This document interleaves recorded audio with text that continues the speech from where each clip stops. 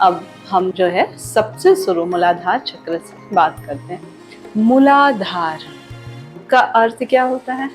मूल आधार, जहाँ प्रतीकात्मक रूप से हमारे पूर्व संस्कार संचित रहते हैं। इस स्थान में हमारे सभी पूर्व जन्म के कर्म अव्यक्त रूप से विद्यमान रहते हैं मूलाधार में। यदि कोई इस केंद्र पर पूर्ण आधिपत्य स्थापित कर ले तो अपने पूर्व जन्मों के बारे में सारी जानकारी प्राप्त करने में समर्थ हो जाएगा। ऐसे ही हमारा सेकंड है स्वादिष्ठान चक्र, जहाँ पर जीव का निवास स्थान है।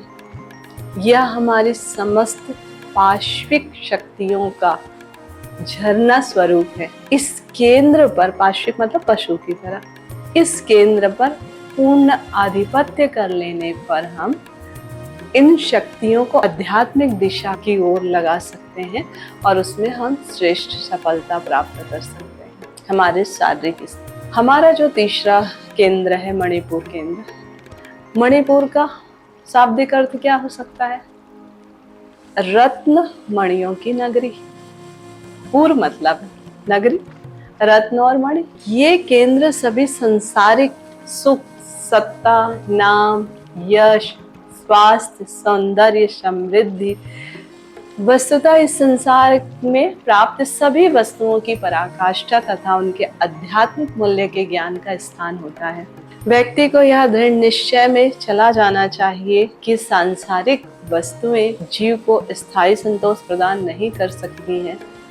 उनका निरीक्षण कर उन्हें मिट्टी के ढेले की तरह तुच्छ जानकर ऊपर उठ जाना चाहिए। ये हमारा मणिपुर चक्र का रोल है। हर एक साधक को इस बात पर विशेष सावधानी रखने की आवश्यकता है कि जब तक मणिपुर चक्र को आप पार कर नहीं लेते हैं, तब तक एक स्वाभाविक निम्नगामी खिंचाव वाली जो कुंडली की ज्योति है वो नीचे की ओर दबाने का प्रयास करेगा।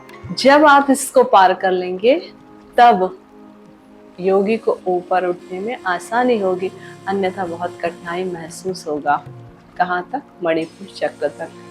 तो आपको अधिक से अधिक प्रयास करना है कि आप पहले इन तीनों चक्रों को प्रकाशित कर लें। ये भी हो सकता है इस केंद्र से ऊपर उठने तक आप सुरक्षित ना हो, कोई अत्यंत मोहक चीज प्रतीत होने लगेगा, असाधारण वस्तु दिखने लगेगी, किसी घटना के प्रति आप आकृष्ट हो जाएंगे, आसक्त हो जाएंगे, सदा उसके प्रति सद्भावना आपकी बनी रहेगी, उसे गहरे अंधकार में आपको ढकेल सकता है। ऐसे बहुत सारी चीजें हो सकती हैं। इसलिए हमारे जो योगी हुए हैं वो लोग कहते हैं कि मणिपुर चक्र से ऊपर उठने तक विवेक की मशाल जो है उसको जला के रखना है, लेकिन जो आध्यात्मिक प्रवाह है वो आपके आगे की ओर बढ़ने में क्या करेगा? सहायक करेगा, क्योंकि आपकी ऊर्जा ऊपर की ओर जाएगी। आप ऊपर की ओर कैसा करेंगे? सुरक्षित महसूस करेंगे। अब करते हैं बात अनाहत चक्र। अनाहत का अर्थ होता है अकारण, अक्षुब्ध। क्या हो सकता है? विकास के स्तर को प्राप्त करते ही व्यक्ति अत्यंत आध्यात्मिक हो जाता है। वह सभी प्राणियों के प्रति प्रेम, मैत्री, सहायता और शांति, सौहार्द का संदेशवाहक बन जाता है। उसका प्रेम, उसका भलमानस, प्रतिदान, विनिमय बिना कोई शर्त के होने लगता है। प्रेम स्वरूप होने के कारण उसका स्वभाव भी कैसा हो जाता है? सबको अच्छा लगने लग जाता है। जैसे सूर्य अंधकार नहीं फैला सकता है, वैसे ही प्रकाशित वस्तुओं से कोई प्रतिदान नहीं चाहता है। इस अवस्था का प्रागट्य जो है कहाँ हो रहा है? हमारे अनाहत चक्र में हो रहा है। सभी भौतिक वस्तुओं की अभिव्यक्ति के लिए कोई प्रेरक उद्दीपक होता है जो वस्तुओं को व्यक्त करता है, लेकिन व्यक्ति में जब प्रेम हो, उदारता हो, मैत्री हो और वो भी आकारण निरंतर प्रवाहित हो रहा हो, तो वो प्रेम और दया का क्या हो जाता है? संग्रह हो जाता है।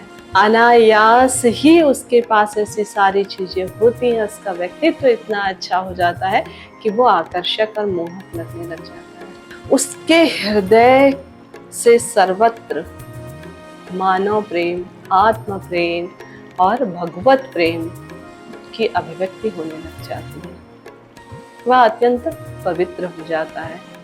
इससे क्या होता है कि जो योगी व्यक्ति होता है उसके व्यक्तित्व में जो है विशुद्ध दयालुता आ जाता है, विशुद्ध सत्यता आ जाती है, विशुद्ध प्रेम आ जाता है और वो उच्च कोटि का कलाकार बन जाता है। उसमें सौंदर्य की, अच्छाइयों की एक फव्वारा निकलने लग जाता है और वो आसपास के संसार का आनंद लेने लग जाता है। आज्ञा चक्र।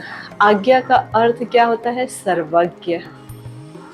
इस अवस्था में जो साधक है वो पूर्ण ज्ञानी हो जाता है। इस जगत के भूत, वर्तमान, भविष्य सारा का ज्ञान उसे होता है। उसके ज्ञान की कोई सीमा नहीं होती है, असीम हो जाता है। ज्ञान ही तृप्ति हो जाता है उसके लिए, ज्ञान ही मुक्ति हो जाता है, ज्ञान ही आनंद हो जाता है वो। और इस अवस्था में वो जो तृप्ति का अनुभव करता है, वो जिस आनंद का अनुभव करता है, वो आनंद को कोई भी खत्म नहीं कर सकता, उसका कोई अतिक्रमण नहीं कर सकता है। एक कांच के अलमारी में बंद वस्तुओं की जानकारी की तरह वह योगी सब कुछ जानने लग जाता है, भूत भविष्य को सब कुछ देख सकता है, उससे कुछ भी अछूता नहीं रह सकता है। चेतना के इस स्तर पर अगर हम जाते हैं तो यही हमारा आज्ञा चक्र का कार्य है। अब हम अंतिम अवस्था अपने सहस्त्रार चक्र की बात करें। इस अवस्था में आत्मा और अनात्मा का जरा सा भी अंतर नहीं होता, पूरा अंतर नष्ट हो जाता है। जल की जो क्षुद्र बूंद सागर में मिलिन होती है, मतलब एक बूंद उसके साथ अभिन्न और एककार हो जाता है, वैसी अवस्था जो है निर्विकल्प समाधि कहलाती है। और इसी तरह से इसमें आता है आनंद, अनुभूति होती है जिसका वर्णन करना बहुत मुश्किल है, वर्णन ही नहीं कर सकते हैं। ये हमारा सहस्त्रार चक्र है।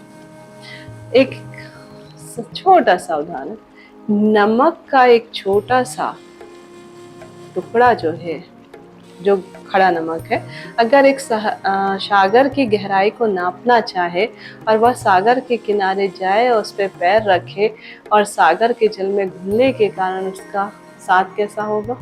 उस समुद्र के जल के साथ एकाकार हो जाएगा। तो क्या वो कभी वापस लौट के आएगा? नहीं। बस ऐसे ही हम भी क्षुद्र, मरणशील, सीमित व्यक्तित्व, ये सब विस्तारित होकर असीम हो जाते हैं और पूर्णता को अभिव्यक्त करते हैं, उस परमात्मा के साथ एकाकार हो जाते हैं। यही सहस्त्रार चक्र है। हम दिव्य स्वभाव के हो जाते हैं, पुरातन महिमा और परम आनंद को प्रकट करने लगते हैं। और शायद यही सब कुंडलिनी शक्ति के जागरण का प्रभाव है कि हम उस परम आनंद को महसूस कर पा रहे हैं जो अव्यक्त है, जिसको हम महसूस कर रहे हैं। और इससे साधक जो है निर्भय, निर्द्वंद, निसंकोच, प्रसन्नता पूर्वक किसके माध्यम से प्राप्त कर सकता है? ध्यान के प्रतिदिन कम से कम 2 बार अभ्यास करने से प्राप्त कर सकता है। अपने सारे कार्यों के साथ साथ वो अपने आध्यात्मिक विचारों को भी प्रबल कर सकता है इसके माध्यम से। इस तरह से धीरे धीरे धीरे वो आगे बढ़ सकता है। तो हमने आपको सारे चक्रों का अर्थ भी बता दिया, कौन कौन से चक्र में क्या है वो भी हमने आपको बता दिया। आप अपनी इच्छा के अनुसार किस चक्र पर ज़्यादा महत्व दे सकते हैं वो भी आप देख सकते हैं, है ना? तो बस आज के लिए इतना, फिर मिलते हैं हम। सबको नमस्कार।